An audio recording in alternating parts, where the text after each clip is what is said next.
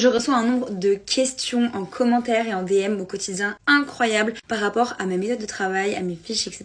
Donc je me suis dit que j'allais faire une petite vidéo à ce sujet. Alors pour se situer un petit peu, moi je suis en L2 dans une licence qui est pluridisciplinaire, qui s'appelle sciences sociales, sciences économiques et sciences politiques. Ça veut dire que j'avais vraiment de tout. Puis au bout de 1 an et demi, on est censé se spécialiser, ce que j'ai fait à partir de ce semestre-là. Et maintenant je suis spécialisée en relations internationales et sciences politiques. À l'université, ça marche avec 2 types de cours, les TD et les CM. Les CM c'est les cours magistraux, les TD c'est les travaux dirigés. Ce que je montre le plus généralement dans mes vlogs, c'est les CM. On me voit en train de prendre plein de notes comme ça, littéralement pendant 2-3 heures, t'es face à un prof et il te déblatère plein de trucs. Et toi, tu dois noter tout ce qui te paraît important. Sauf qu'au bout d'un moment, moi, je vous avoue que il y a facilement, genre, je décroche et en fait, je me mets en mode robot automatique. Je veux avoir tous les mots, mais je sais pas de quoi ils parlent. Alors vite, on fait des fautes d'orthographe, des fautes de frappe, on mise des mots, etc.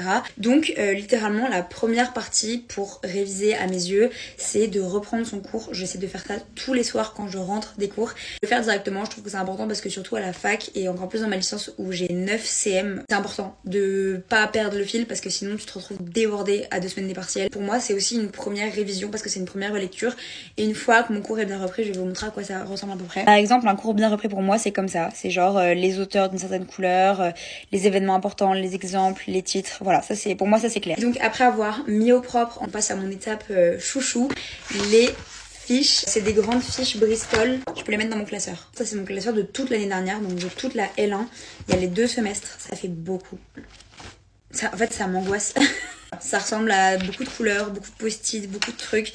Parce que j'ai une mémoire extrêmement visuelle. J'apprends en répétant, j'apprends en écrivant.